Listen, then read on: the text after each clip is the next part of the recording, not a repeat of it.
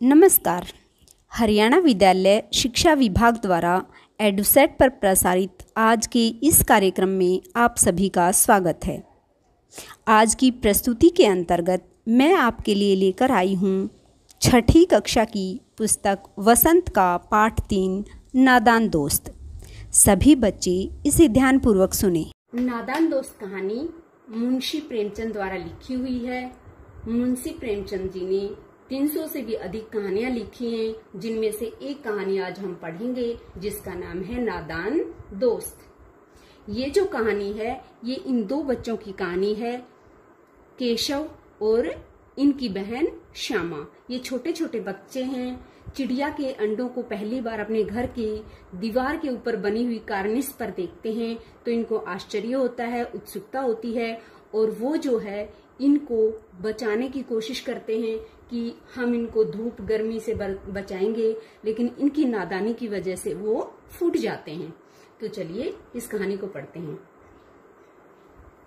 जो केशव है इसके घर की कार्निस मैंने बताया कि दीवार से निकला हुआ छज्जा टाइप में होता है और उस पर अक्सर पक्षी जो है वो अंडे दे देते हैं अपना घोंसला बनाकर। तो यहाँ जो चिड़िया है वो कार्निस के ऊपर घोंसला बनाती है और वहां अंडे दे देती है। दोनों बच्चों के लिए ये बड़ी ही उत्सुकता का कारण था, क्योंकि उन्होंने पहली बार अपने घर में किसी चिड़िया के अंडे देखे थे, किसी चिड़िया का घोंसला देखा था। उससे पहले उन्होंने पेड़ों पर लगे हुए घोंसले देखे थे, लेकिन घर में कोई घोंसला नहीं देखा था। ये बच्चे जो हैं सुबह सुबह उठते और उठते ही इनको एक ही लगन रहती कि चलो चिड़िया और उसके अंडों को देखते हैं। और वो दोनों भाई बहन आंखें मलते हुए इनके पास पहुंच जाते और इन्हें दूध और जलेबी का भी होश नहीं रहता, सुध नहीं रहती। और दोनों के मन में तरह तरह के सवाल उठते थे। वो किस तरह के सवाल उठते थे कि अंडे कितने बड़े होंगे, किस रंग के होंगे, कितने होंगे, वो क्या खाते होंगे, उनमें से बच्चे किस तरह निकलेंगे, उनके पंख कैसे निकलेंगे। लेकिन इन सब बातों का जवाब देने के लिए कोई नहीं था। कोई भी क्यों नहीं था? क्योंकि इनके अम्मा को घर के काम धंधों से फुर्सत नहीं थी और बाबूजी को जो है वो पढ़ने लिखने से फुर्सत नहीं थी। श्यामा जो है वो कहती है, जब आपस में सवाल जवाब करते हैं तो श्यामा पूछती है कि क्यों भैया, बच्चे जो है वो अंडों से निकलकर फुर से उड़ जाएंगे क्या? तो केशव जो है इससे बड़ा था तो ये विद्वानों की तरह गर्व से कहता है अपनी जो है बड़प्पन सिद्ध करने के लिए कि मैं तेरे से बहुत ज्यादा शाना हूँ, समझदार हूँ। तो क्या कहता है वो, गर्व से भरता है और कहता है नहीं रे पगली, पहले पंख निकलेंगे, बिना पंखों के बेचारे कैसे उड़ेंगे? तो फिर श्यामा दोबारा पूछती है कि फिर बच्चों को चिड़िया खिलाएगी क्या? ये जो है ये सवाल बड़ा पेचीदा लगा केशव को और इसको भी समझ नहीं आया कि ये जवाब तो मैं नहीं दे सकता, ये तो मैं नहीं बता सकता कि वो अपने बच्चों को क्या खिलाएगी। इस तरह से 3-4 दिन गुजर जाते हैं और दोनों बच्चों की जो उत्सुकता है, इन अंडों के बारे में जानने की जिज्ञासा है, वो दिन प्रतिदिन ज्यादा हो जाती है। क्यों ज्यादा हो जाती है कि वो अनुमान लगाते हैं कि अब तो जरूर उनके पंख निकल आए होंगे और ऐसा ना हो कि हमारे देखे बिना ही वो जो छोटे छोटे पक्षी हैं वो उड़ जाएं। और फिर दूसरा सवाल ये भी आता है कि जब चिड़िया के अंडे से बच्चे निकल गए होंगे तो चिड़िया जो है उनके दाना पानी का प्रबंध कैसे करती होगी, और अगर वो उड़ जाती होगी तो उनकी देखभाल कौन करता होगा? वो कई देर तक जब नहीं आती होगी तो ये जो बच्चे हैं ये तो चूं चूं करके मर जाएंगे। तो इस मुसीबत का अंदाजा लगाकर दोनों घबरा उठते हैं और दोनों फैसला करते हैं कि हम कार्निस के ऊपर क्या करेंगे, थोड़ा सा दाना पानी रख देते हैं। और श्यामा खुश हो जाती है कि हाँ भैया, फिर तो चिड़िया को कहीं जाने की जरूरत नहीं पड़ेगी। तो फिर जो है दोनों क्या करते हैं, इस चीज का प्रबंध करने में लग जाते हैं। तो फिर फैसला होता है कि एक काम करते हैं, घोंसले के ऊपर कपड़े की एक छत बना देते हैं, यानी एक सामियाना टाइप में बना देते हैं, ताकि जो है ऊपर से जो धूप आती है वो न आए, इनको धूप ना लगे। तो इस तरह से वो सोचते हैं। तो फिर क्या करते हैं ये फैसला किया जाता है कि हम इनके लिए खाने और पीने का प्रबंध करते हैं। फिर जो है दोनों बच्चे अपनी माँ से आंखें बचाकर क्या करते हैं, जो श्यामा जो है वो एक कटोरी में चावल ले आती है और एक कटोरी में पानी ले आती है और दोनों जो है वहां रख देती है, ताकि हम इनको इनके पास रख देंगे और फिर चिड़िया को इनका खाने का प्रबंध करने के लिए कहीं नहीं जाना पड़ेगा। तो फिर जो है एक समस्या आती है कि हम पानी और चावल तो रख देंगे, लेकिन उनको कवर करने के लिए क्या करेंगे, क्योंकि धूप तो लगेगी। तो फिर केशव ने अपना दिमाग लगाया और बोला, एक काम कर, तू वो टोकरी उठा ला, जो पुरानी कूड़े वाली टोकरी है उसको उठा ला। फिर श्यामा कहती है कि उसमें तो छेद है। तो फिर ये कहता है कि तू जा उसको ले आ, उस छेद का प्रबंध मैं अपने आप कर दूंगा। और जब ये टोकरी लाती है तो उस टोकरी में जो छेद होता है, केशव क्या करता है, उसमें कागज का एक टुकड़ा फंसा देता है, ठूंस देता है। तो श्यामा सोचती है कि भैया तो बड़ा विद्वान है, मेरे दिमाग में तो ये बात कभी नहीं आती। तो फिर जो है श्यामा ये सारा, दोनों बच्चे सारा प्रबंध कर देते हैं। तो फिर क्या होता है कि गर्मी के दिन तो थे ही, दोनों जो है बच्चों को उनकी माँ सुला देती है कि गर्मी के दिन है, इसलिए दोपहर के टाइम जैसे बच्चे सो जाते हैं तो इनको भी इनकी माँ क्या करती है, सुला देती है। लेकिन इनके तो दिमाग में वही चल रही थी, चिड़िया के अंडे। तो ये जो है अपनी माँ के सोने का इंतजार करते हैं कि जैसे ही माँ सोएगी हम उठकर वहीं चले जाएंगे। और ऐसा ही किया। जैसे ही उन्हें निश्चिंतता हो गई कि भाई उनकी माँ जो है वो सो चुकी है, दोनों बच्चे चुपके से उठकर अपनी माँ से आंख बचाकर पहुंच जाते हैं कार्निस के पास।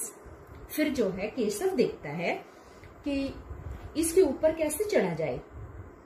फिर निर्णय होता है, केशव जो है एक स्टूल उठा लाता है। क्या उठा लाता है? स्टूल उठा लाता है और उसके ऊपर चढ़कर देखता है, लेकिन फिर भी उसके हाथ वहां तक नहीं पहुंचते। फिर क्या करता है कि बाथरूम में जो नहाने की चौकी थी उसको उठा लाता है। तो नीचे पहले चौकी रख देता है, चौकी के ऊपर स्टूल रख देता है और उसके ऊपर केशव जो है चढ़कर कार्निश तक पहुंच जाता है। और श्यामा जो है उस स्टूल को अच्छे से पकड़ लेती है। तो जैसे ही था क्या कि स्टूल का एक छोटा, एक जो पांव था, 4 पांव में से एक थोड़ा सा छोटा था। तो जैसे ही वो केशव इसके ऊपर चढ़ा तो वो थोड़ा सा अगर इधर दबाव दे देता तो वो हिलने लगता और वो श्यामा को डांटता कि अच्छी तरह से पकड़, नहीं तो नीचे उतर कर मारूंगा। लेकिन बेचारी का दिल जो है वो अंडों में था। वो कहती, भैया मुझे भी दिखा दो ना कि कैसे अंडे हैं ये, मैं भी देखना चाहता हूँ। लेकिन चिड़िया जो केशव जो है वो मना कर देता है कि नहीं, चिड़िया उड़ जाएगी, डर जाएगी। तो चिड़िया जो है वैसे भी उड़ जाती है वहां से। तो फिर क्या करता है, जब दोनों चिड़िया उड़ गई तो उसने देखा कि कार्निस पर थोड़े से तिनके बिखरे हुए हैं। फिर उसने देखा कि अंडे जो है उन तिनकों पर रखे हुए हैं और अंडे जो है वो संख्या में कितने हैं? 3 हैं। कितने हैं? 3 अंडे। 3 अंडे रखे हुए हैं। तो उसने क्या किया कि देखा कि उसमें से बच्चे नहीं निकले हुए हैं। श्यामा फिर से कहती है, दिखा दो ना भैया, मुझे भी दिखा दो ना कितने अंडे हैं। केशव कहता है, दिखा दूंगा, पहले चिथड़े ले आ, यानी इनको बिछाने के लिए, इनके नीचे बिछाने के लिए कपड़ा ले आ, क्योंकि ये तिनकों पर रखे हुए थे ना। तो बच्चे हैं, बच्चे सोचते हैं कि इनको परेशानी होगी, इसलिए हम जो है कपड़ा बिछा देते हैं। जो श्यामा जो है वो दौड़ कर जाती है और अपनी माँ की धोती का जो टुकड़ा होता है उसे ले आती है। केशव ने झुककर वो धोती का टुकड़ा लिया और उसे कई फोल्ड करके और अंडों के नीचे बिछा दिया ताकि इन्हें कोई तकलीफ ना हो। फिर जो है श्यामा दोबारा से कहती है कि भैया मुझे भी दिखा दो ना। केशव उसे दोबारा डांट देता है कि रुको, मैं दिखाता हूँ, पहले मैं इस टोकरी को लगा तो दूं। तो टोकरी को जचाने के लिए वो क्या करता है, एक तिनका लगा देता है ताकि वो उसके ऊपर रुकी रहे और ऊपर से जो धूप आए वो उनके अंडों के ना लगे वो धूप। फिर जो है केशव क्या करता है, श्यामा जो है एक कटोरी में प्याली और चावल भी ले आती है और केशव वो टोकरी के नीचे दोनों से आहिस्ता से दोनों चीजों को रख देता है, चावल और पानी को। श्यामा जो है फिर से गिड़गिड़ा कर कहती है, भैया हमको भी दिखा देना। केशव जो है नीचे उतर आता है और कहता है, नहीं तू गिर जाएगी, और गिर जाएगी तो तेरा सिर फूट जाएगा, और सिर फूट जाएगा तो अम्मा जो है वो मेरी पिटाई करके चटनी बना देगी, इसलिए मैं तुझे नहीं चढ़ा सकता। क्या करेगी देखकर, जब अंडे बड़े होंगे तब आराम से देख लेना, जब बच्चे निकलेंगे तो हम उनको पालेंगे। चिड़िया जो है तब तक बार बार कार्निश पर आती है और कार्निश पर आकर वापस उड़ जाती है। बच्चे सोचते हैं कि वो हमारे डर के मारे नहीं आ रही यहाँ। फिर जो है जो सामान जहां से उठाकर लेकर आए थे बच्चे वापस उसी स्थान पर रख देते हैं। और श्यामा जो है, श्यामा के आंखों से आंसू आ जाते हैं कि भैया ने मुझे दिखाया नहीं है, लेकिन केशव जो है वो उसको अम्मा का डर दिखाकर चुप करा देता है और कह देता है कि नहीं चल हम चुपचाप वापस चले जाते हैं। इतने में जो है उनकी अम्मा की जाग खुल जाती है और वो बाहर आती है और फिर उनको डांटती है कि तुम मानते नहीं हो, किसने दरवाजा खोला, बाहर धूप में किस लिए खड़े हो तुम। तो वापस उनको ले जाती है और उनको सुला देती है। श्यामा जो है डर के मारे उसकी मम्मी को कुछ नहीं बताती, क्योंकि उसे डर लगता है कि अम्मा जो है वो भैया को पीट ना दे। तो केशव का दिल हालांकि कांप रहा था, क्योंकि उसे डर था कि श्यामा को उसने अंडे नहीं दिखाए तो श्यामा जो है उसको बता सकती है, लेकिन उसने नहीं बताया। या तो उसने अपने भैया से जो है स्नेह था, लगाव था, या फिर वो इस कसूर में, इस काम में खुद भी भागीदार थी, इस वजह से जो भी कारण था उसने नहीं बताया। और अम्मा ने जो है डांट डपट कर उनको वापस से सुला दिया और दोनों बच्चे सो गए। 4 बजे एकदम से श्यामा की जाग खुली। कितने बजे खुली? 4 बजे। 4 बजे श्यामा की नींद खुली। जैसे ही उसने किवाड़ खोले वह दौड़ी हुई, उसका तो एक ही काम है, दौड़ी हुई कहाँ आई? कार्निस के पास आई। और जैसे ही वो कार्निस के पास आई तो उल्टे पांव भागी गई। क्यों भागी गई? कि जो अंडे थे वो यहाँ फूटे हुए पड़े थे। तीनों अंडे क्यों फूटे हुए पड़े थे? क्योंकि चिड़िया ने उन अंडों को गिरा दिया था। क्योंकि ऐसी मान्यता है कि अगर हम अंडों को छू लेते हैं तो जो चिड़िया है या कोई भी पक्षी है उन अंडों को सेता नहीं है और उनको फोड़ देता है। यही काम जो है चिड़िया ने किया। तो श्यामा दौड़कर वापस जाती है और अपने भैया को बताती है कि भैया अंडे तो नीचे पड़े हुए हैं और पक्षी जो उनमें से जो बच्चे हैं वो उड़ गए। केशव घबरा कर उठता है और दौड़ता हुआ बाहर आता है तो देखता है तीनों अंडे फूटे हुए हैं और उनमें से चूने जैसी कोई चीज बाहर निकली हुई है और प्याली जो पानी की प्याली जो है वो एक तरफ टूटी हुई है, पड़ी है। जो प्याली थी वो भी टूटकर गिरी हुई है, क्योंकि चिड़िया ने जैसे अंडे गिराए तो वो प्याली भी साथ में गिर गई होगी। उसके चेहरे का रंग उड़ गया। सहमी हुई आंखों से वो जमीन की तरफ देखने लगा। केशव ने करुण स्वर में कहा, अंडे तो फूट गए। तो फिर श्यामा कहती है कि फिर बच्चे कहाँ गए? उड़ गए क्या बच्चे? तो केशव उसको कहता है, नहीं री पगली, जो ये चूने जैसा पदार्थ है इसी से तो जो छोटे छोटे बच्चे थे वो बनने थे, अब वो गिरा दिए हैं। तो जो ये पानी बह गया है इन्हीं से पक्षी के बच्चे बनने थे और वो अब नहीं बनेंगे क्योंकि वो टूट चुके हैं। फिर जो है उसकी माँ वापिस आती है और उनको डांटती है कि तुम जो है क्या कर रहे हो। फिर श्यामा से रुका नहीं जाता। श्यामा बता देती है कि अम्मा ये जो चिड़िया है, चिड़िया के अंडे फूटे हुए हैं। अम्मा जो है चिड़िया के अंडों को देखती है और गुस्से से बोलती है कि तुमने इनको छुआ तो नहीं। अब की बार श्यामा को अपने भैया पर बिल्कुल भी तरस नहीं आता और वो पूरी कहानी बता देती है कि उसी की वजह से, क्योंकि उसे लगता है उसी की वजह से नीचे गिरे हैं और इसकी उसे सजा मिलनी चाहिए। इसलिए फिर वो बता देती है श्यामा कि हाँ अम्मा, केशव ने अंडों को छुआ था। माँ जो है केशव से पूछती है, क्यों रे? केशव जो है वो भीगी बिल्ली की तरह खड़ा रहता है, क्योंकि उसका कसूर था, वो कसूरवार था, इसलिए जो है वो कुछ भी नहीं बोलता। फिर अम्मा उससे पूछती है कि तू इतनी ऊंचे पहुंचा कैसे। तो फिर वो बताता है कि हमने स्टूल लगाया, स्टूल के नीचे चौकी लगाई और उसके ऊपर चढ़कर मैं ऊपर चढ़ गया था। और श्यामा जो है बताती है कि मैंने उसे पकड़ लिया था। माँ ने कहा तू इतना बड़ा हो गया, तुझे अभी तक ये नहीं मालूम कि छूने से चिड़िया के अंडे गंदे हो जाते हैं और फिर चिड़िया उन्हें कभी नहीं सेती। श्यामा ने डरते डरते पूछा तो क्या चिड़िया ने अंडे गिरा दिए अम्मा? अम्मा बोली क्या करती, केशव के सिर पर इसका पाप लगेगा। 3 जाने ली है इसने और केशव के सिर पर जो है इसका पाप लगेगा। केशव ने रोनी सूरत बनाकर बोला मैंने तो सिर्फ अंडों को गद्दी पर रखा था अम्मा। अम्मा को हंसी आ गई, मगर केशव जो है कई दिनों तक अपनी गलती पर अफसोस करता है। अंडों की हिफाजत करने के चक्कर में उसने उनका सत्यानाश कर दिया। इसे याद कर वह कभी भी रो पड़ता है।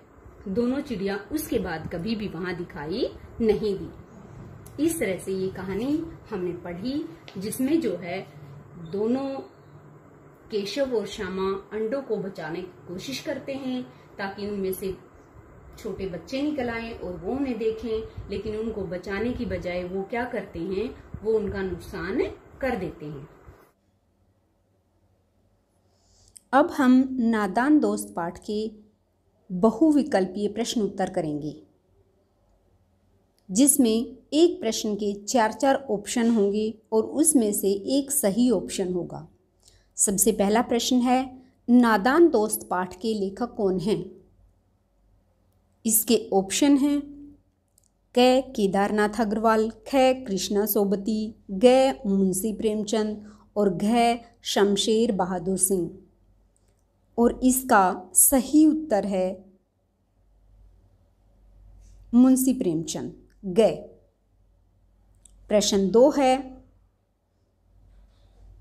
केशव के घर चिड़िया ने अंडे कहाँ दिए? ऑप्शन हैं पेड़ पर, छत पर, खिड़की पर, कार्निस पर। और इसका सही उत्तर है कार्निस पर। प्रश्न 3 है, केशव की बहन का क्या नाम था? ऑप्शन हैं राधा, श्यामा, गीता, लता।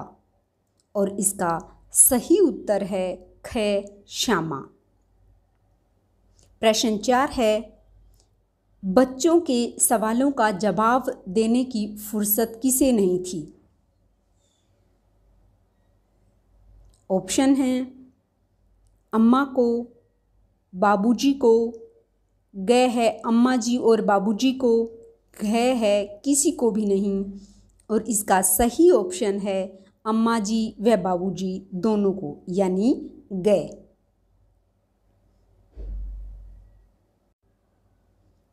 पांचवा प्रश्न है, केशव व श्यामा ने चिड़ियों के खाने के लिए क्या बिखेरा? ऑप्शन हैं क चावल, ख गेहूँ, ग जौ और घ बाजरा। और इसका सही उत्तर है क अर्थात चावल। प्रश्न नंबर 6 है, दोनों बच्चे क्या देखकर आनंदित होते थे? ऑप्शन हैं कार्निस को, छत को, चिड़ा और चिड़िया को, दूध व जलेबी को। और इसका सही उत्तर है ग चिड़ा और चिड़िया को। प्रश्न नंबर 7 है, केशव और श्यामा को मन में क्या क्या सवाल उठते थे? यानी केशव और श्यामा के मन में क्या क्या सवाल उठते थे? तो क्या क्या सवाल उठते थे? उनके ऑप्शन हैं क अंडे कितने बड़े होंगे, ख अंडे कितने होंगे, ग अंडे क्या खाते होंगे और घ उपर्युक्त सभी। और इसका सही उत्तर है घ उपर्युक्त सभी। प्रश्न 8 है, केशव कार्निस तक कैसे पहुंचा? और ऑप्शन हैं क स्टूल लगाकर, ख सीढ़ी लगाकर, ग स्टूल तथा नहाने की चौकी लगाकर और घ चारपाई लगाकर। और इसका सही उत्तर है ग स्टूल तथा नहाने की चौकी लगाकर। प्रश्न नंबर 9 है, अंडों की संख्या कितनी थी? ऑप्शन हैं क 3, ख 4, ग 5 और घ 2। और इसका सही उत्तर है कै 3। प्रश्न 10 है, श्यामा की नींद कितने बजे खुली? ऑप्शन है कै 12 बजे, ख 1 बजे, गै 2 बजे और घ 4 बजे। और इसका सही उत्तर है घ 4 बजे। प्रश्न नंबर 11 है, चिड़िया ने अंडे क्यों फोड़ दिए? इसके ऑप्शन हैं कै मिट्टी लगने के कारण, ख पानी लगने के कारण, ग केशव के छू लेने के कारण और घ हवा लगने के कारण। और इसका सही उत्तर है ग केशव के छू लेने के कारण। प्रश्न 12 है, श्यामा ने माँ को यह क्यों नहीं बताया कि दरवाज़ा केशव ने खोला था? इसके ऑप्शन हैं कै शर्म के मारे, ख मोहब्बत के मारे, ग बाबूजी के डर के कारण और घ किसी भी कारण से नहीं। और इसका सही उत्तर है ख मोहब्बत के मारे। अगला प्रश्न है प्रश्न नंबर 13, श्यामा अंडों को रखने के लिए किसका टुकड़ा लाई? और इसके ऑप्शन हैं कै कुर्ते का, ख शर्ट का, ग पुरानी धोती का और घ फ्रॉक का। और इसका सही उत्तर है ग पुरानी धोती का टुकड़ा। अगला प्रश्न है प्रश्न नंबर 14, केशव और श्यामा को किस चीज़ का ध्यान नहीं रहता था? और इसके ऑप्शन हैं कै सोने का, ख खाने का, ग पढ़ने का, घ खेलने का। और इसका सही उत्तर है ख यानी खाने का। प्रश्न नंबर 15 है, श्यामा यह कथन किसने कहा? बेचारे प्यास के मारे तड़फते होंगे। इसके ऑप्शन हैं कै श्यामा ने, ख अम्मा जी ने, ग बाबूजी ने और घ केशव ने। और इसका सही उत्तर है घ केशव ने। ये इसके छोटे प्रश्न उत्तर यानी बहुविकल्पीय प्रश्न उत्तर समाप्त हुए। अब हम इसी पाठ के बड़े प्रश्न उत्तर अभ्यास के प्रश्न उत्तर करेंगे।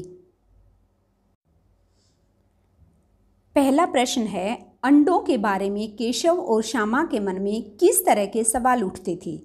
वे आपस में ही सवाल जवाब करके अपने दिल को तसल्ली क्यों दे दिया करते थे?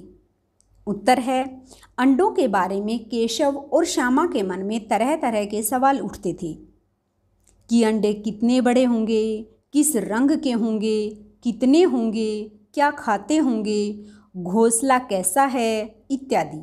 लेकिन इन बातों का जवाब देने वाला कोई नहीं था, क्योंकि न अम्मा को घर के काम धंधों से फुर्सत थी और न बाबूजी को पढ़ने लिखने से। इसलिए केशव और श्यामा आपस ही में सवाल जवाब करके अपने दिल को तसल्ली दे दिया करते थे। प्रश्न 2 है, केशव ने श्यामा से चिथड़े, टोकरी और दाना पानी मंगाकर कार्निस पर क्यों रख दिए थे? उत्तर है, केशव और श्यामा ने सोचा कि अंडों से बच्चे निकल आए होंगे। उन्होंने धूप से अंडों को बचाने के लिए टोकरी से छाया की, फिर धोती के चिथड़े से उनके लिए गद्दी बनाई और चावल तथा पानी उनकी भूख और प्यास मिटाने के लिए रख दिए। प्रश्न 3 है, केशव और श्यामा ने चिड़िया के अंडों की रक्षा की या नादानी? उत्तर है, केशव और श्यामा ने चिड़िया के अंडों की अपनी तरफ से रक्षा करनी चाहिए, परंतु यह उनकी नादानी सिद्ध हुई, क्योंकि केशव ने अंडों को छू लिया था। इस कारण चिड़िया ने अंडे तोड़ दिए। वास्तव में वे तो उन अंडों की रक्षा करना चाहते थे, परंतु नादानी में उनकी हत्या हो गई।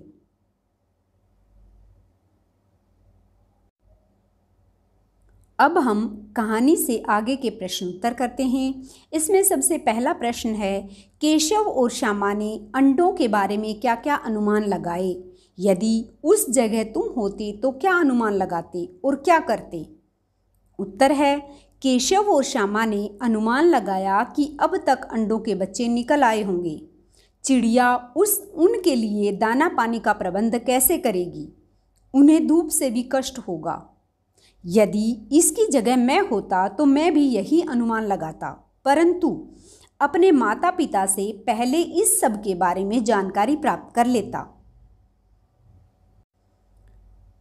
प्रश्न 2 है, माँ के सोते ही केशव और श्यामा दोपहर में बाहर क्यों निकल आए? माँ के पूछने पर भी दोनों में से किसी ने किवाड़ खोलकर दोपहर में बाहर निकलने का कारण क्यों नहीं बताया? उत्तर है, माँ के सोते ही केशव और श्यामा बाहर इसलिए निकल आए क्योंकि उन्हें चिड़िया के अंडों को देखना था।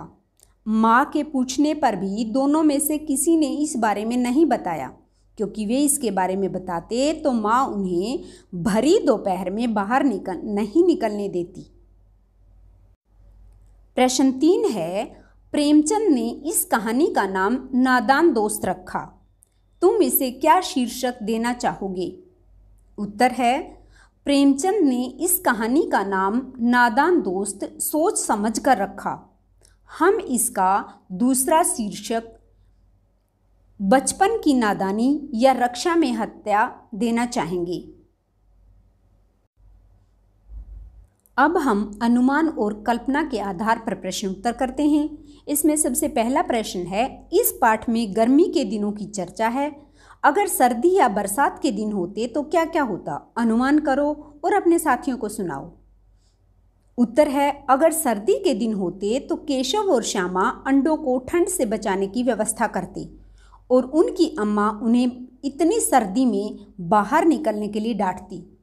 यदि बरसात का मौसम होता तो वे अंडों को पानी से बचाने के लिए प्रबंध करते, तब उनकी अम्मा उन्हें पानी में बाहर निकलने के लिए डांटती। प्रश्न 2 है, पाठ पढ़कर मालूम करो कि दोनों चिड़िया वहाँ फिर क्यों नहीं दिखाई दी, वे कहाँ गई होंगी। इस पर अपने दोस्तों के साथ मिलकर बातचीत करो। उत्तर है, बच्चों के छू लेने के कारण चिड़िया ने अंडे तोड़ दिए और फिर वहाँ कभी वापस नहीं आई। वे दोनों वहाँ से किसी दूसरी सुरक्षित जगह पर चली गई होंगी, वहाँ नया घोंसला बनाकर रहने लगी होंगी। प्रश्न 3 है, केशव और श्यामा चिड़िया के अंडों को लेकर बहुत उत्सुक थे। क्या तुम्हें भी किसी नई चीज या बात को लेकर कौतूहल महसूस हुआ है? ऐसे किसी अनुभव का वर्णन करो और बताओ कि ऐसे में तुम्हारे मन में क्या क्या सवाल उठते हैं। इसका संभावित जवाब सभी बच्चे अपनी अपनी कॉपी में अपने तरीके से लिखेंगे अपने अनुभव के आधार पर। मैं अपना अनुभव आपके साथ साझा करती हूँ। एक बार हमारे घर में एक बिल्ली ने 2 बच्चों को जन्म दिया, जिसको देखकर मेरे मन में तरह तरह के प्रश्न उठे कि ये बच्चे कब दूध पीना शुरू करेंगे, कब चलना शुरू करेंगे, क्या बिल्ली इन्हें मुंह में दबाकर एक जगह से दूसरी जगह ले जाती है तो इन्हें दर्द नहीं होता होगा। आप भी अपना अनुभव अपनी कॉपी में लिखें। अब हम भाषा की बात करते हैं। प्रश्न है, श्यामा माँ से बोली, मैंने आपकी बातचीत सुन ली है। ऊपर दिए गए उदाहरण में मैंने का प्रयोग श्यामा के लिए और आपकी का प्रयोग माँ के लिए हो रहा है। जब सर्वनाम का प्रयोग कहने वाले, सुनने वाले या किसी तीसरे के लिए हो तो उसे पुरुषवाचक सर्वनाम कहते हैं। नीचे दिए गए वाक्यों में तीनों प्रकार के पुरुष सर्वनामों को नीचे रेखा खींचो। यानी ये जो उदाहरण दिया हुआ है इसमें जो जो सर्वनाम लिखे हुए हैं उनके नीचे आपको रेखा अंकित करनी है, यानी रेखा खींचनी है। एक दिन दीपू और नीलू यमुना तट पर बैठे शाम की ठंडी हवा का आनंद ले रहे थे। तभी उन्होंने देखा एक लंबा आदमी लड़खड़ाता हुआ उनकी ओर चला आ रहा है। पास आकर उसने बड़े दयनीय स्वर में कहा, मैं भूख से मरा जा रहा हूँ, क्या आप मुझे कुछ खाने को दे सकते हैं? तो इसमें तीनों पुरुष छांटने हैं हमें, उत्तम पुरुषवाचक सर्वनाम, मध्यम पुरुषवाचक सर्वनाम और अन्य पुरुषवाचक सर्वनाम। इसमें मैं और मुझे ये उत्तम पुरुषवाचक सर्वनाम हैं। आप मध्यम पुरुषवाचक सर्वनाम है और उन्होंने, उनकी और उसने ये तीनों अन्य पुरुषवाचक सर्वनाम हैं। प्रश्न 2 है, तगड़े बच्चे, मसालेदार सब्जी, बड़ा अंडा। इनमें रेखांकित शब्द, यानी जिन रेखांकित क्या होता है, जिनके नीचे रेखा लगा रखी है वो शब्द क्या होते हैं, रेखांकित। तो यहाँ जो रेखांकित शब्द हैं यानी तगड़े, मसालेदार और बड़ा, ये जो शब्द हैं ये बच्चे, सब्जी और अंडा, इन शब्दों की विशेषता यानी गुण बता रहे हैं। इसलिए ऐसे विशेषणों को गुणवाचक विशेषण कहते हैं। इसमें व्यक्ति या वस्तु के अच्छे बुरे हर तरह के गुण आते हैं। तुम 4 गुणवाचक विशेषण लिखो और उनसे वाक्य बनाओ। जैसे हमने ये आगे उदाहरण लिखे हैं, आप इन उदाहरणों को देखो और फिर 4 गुणवाचक विशेषण अपने आप लिखना। यहां हमने लिखे हैं पुरानी, सफेद, तिकोना और फटी। उदाहरण हैं यानी वाक्य हैं, श्यामा दौड़कर पुरानी धोती का टुकड़ा लाई। चिड़िया ने सफेद अंडा दिया। केशव तिकोने स्टूल पर खड़ा हो गया। श्यामा ने कहा टोकरी फटी हुई है। तो यहाँ पुरानी जो शब्द है वो धोती का गुण बता रही है कि धोती पुरानी थी। अंडा जो है उसकी विशेषता या गुण कौन बता रहा है, सफ़ेद, कि वो अंडा कैसा है, सफ़ेद। जो स्टूल है वो कैसा है, कैसा गुण है उसका, कि वो तिकोना है। और जो टोकरी है वो कैसी है, फटी हुई है। यानी पुरानी, सफ़ेद, तिकोने और फटी, ये चारों जो शब्द हैं ये गुणवाचक विशेषण हैं।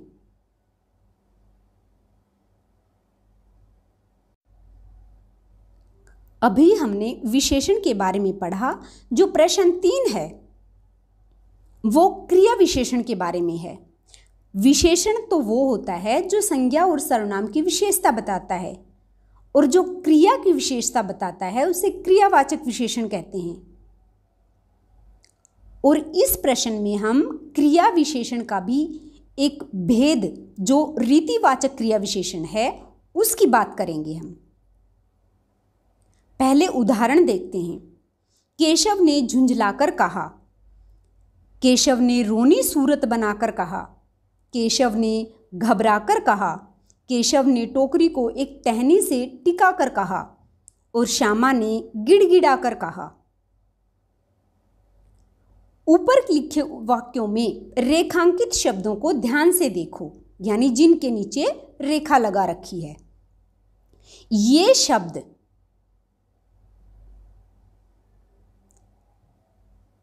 रीतिवाचक क्रिया विशेषण का काम कर रहे हैं, क्योंकि ये बताते हैं कि कहने, बोलने और उठने की क्रिया कैसे हुई। कर वाले शब्दों को क्रिया विशेषण होने की एक पहचान यह भी है कि ये अक्सर क्रिया से ठीक पहले आते हैं। अब तुम इन 5 क्रिया विशेषणों का वाक्य में प्रयोग करो, यानी ऊपर जो क्रिया विशेषण दिए गए हैं 5, कौन कौन से हैं ये? झुंझलाकर, बनाकर, घबराकर, टिकाकर और गिड़गिड़ाकर। आप इनसे 5 वाक्य बनाओ। जैसे हमने यहाँ 5 वाक्य बना रखे हैं, इसी प्रकार आप भी 5 वाक्य बनाएं, इनसे अलग। जैसे झुंझलाकर, मोहन की हरकत देखकर सोहन झुंझलाकर चला गया। बनाकर, लता ने बंटी को पागल बनाकर छोड़ दिया। घबराकर, राधा सांप को देखकर घबराकर भाग गई। टिकाकर, राजेश ने अपने ठेले को खंभे से टिकाकर लगा दिया। गिड़गिड़ाकर, सड़क पर एक भिखारी गिड़गिड़ाकर भीख मांग रहा था। प्रश्न 4 है, नीचे प्रेमचंद की कहानी सत्याग्रह का एक अंश दिया गया है। अंश यानी हिस्सा। तुम इसे पढ़ोगे तो पाओगे कि विराम चिन्हों के बिना यह अंश अधूरा सा है। तुम आवश्यकता अनुसार उचित जगहों पर विराम चिन्ह लगाओ। तो यहाँ जो अंश दिया गया है उसमें कहीं भी विराम चिन्हों का प्रयोग नहीं किया गया है। विराम चिन्ह कौन से होते हैं, जैसे पूर्ण विराम है, अर्ध विराम है, अल्प विराम है, ये विराम चिन्ह होते हैं और किसी वाक्य को बोलते समय उसमें ठहराव लाने के लिए विराम चिन्हों का प्रयोग किया जाता है। आगे हमने इन विराम चिन्हों का प्रयोग करके इसी अंश को यहाँ लिखा है, इसे देखते हैं। उसी समय एक खोमचे वाला जाता दिखाई दिया, यहाँ दिया के बाद पूर्ण विराम लगाया।